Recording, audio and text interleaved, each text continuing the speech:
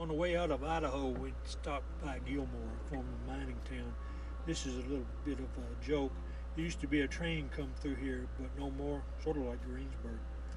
But anyway, Gilmore was a booming town at one time with all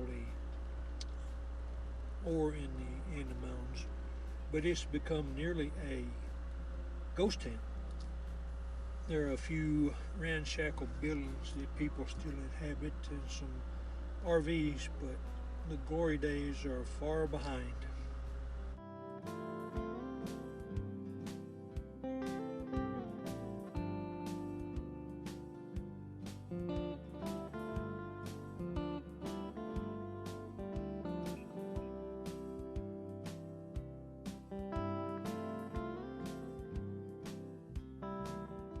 The people who choose to live here can lead harsh-scrabble lives, I'm sure, and even the cattle in this harsh desert environment can struggle to make a living.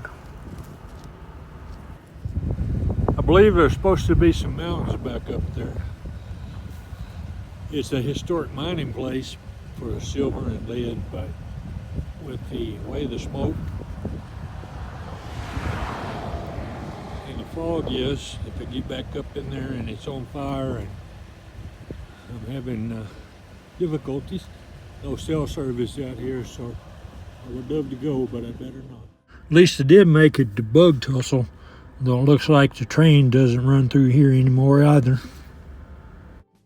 Birch Creek Recreation Area runs for more than 20 miles along Birch Creek.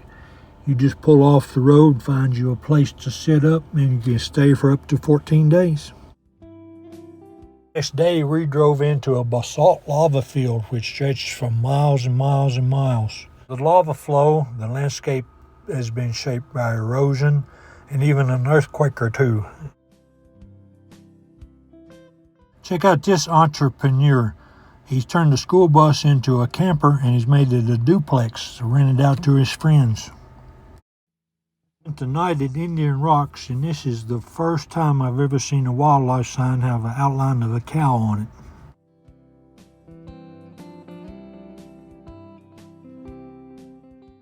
Indian Rocks doesn't get a lot of traffic, and if you look at the potholes in this road, you can understand why. It takes a dedicated person to get back in here. But once you do, the rewards are great. I'm parked beside a wall of basalt lava. Sunset that evening was pretty nice, and after dark, the view of the night sky wasn't bad either. As Yogi said, when you come to a fork in the road, it is important that you take it. And the corollary to that is, in the desert, when you come to shade in the road, you take it.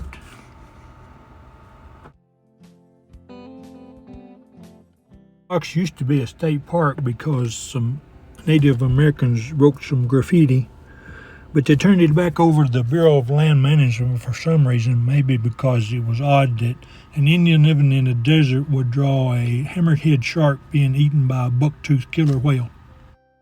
Let's say goodbye to Idaho by visiting the oldest town, and then it's on to Utah.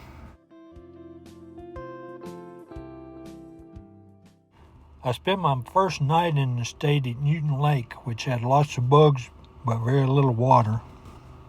And then I drove further into the mountains, which is beautiful scenery, and found a wildlife management area that promised bears, but I saw none.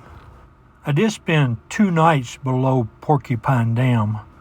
Porcupine Lake is showing the effects of ongoing droughts, but the view I had was spectacular. And then I headed for something I usually avoid. Regular viewers know that I despise traveling into big cities. That's Salt Lake City over on the left. By making a special case and going downtown Salt Lake City for a surprise, you'll have to tune into the next video to find out what it is.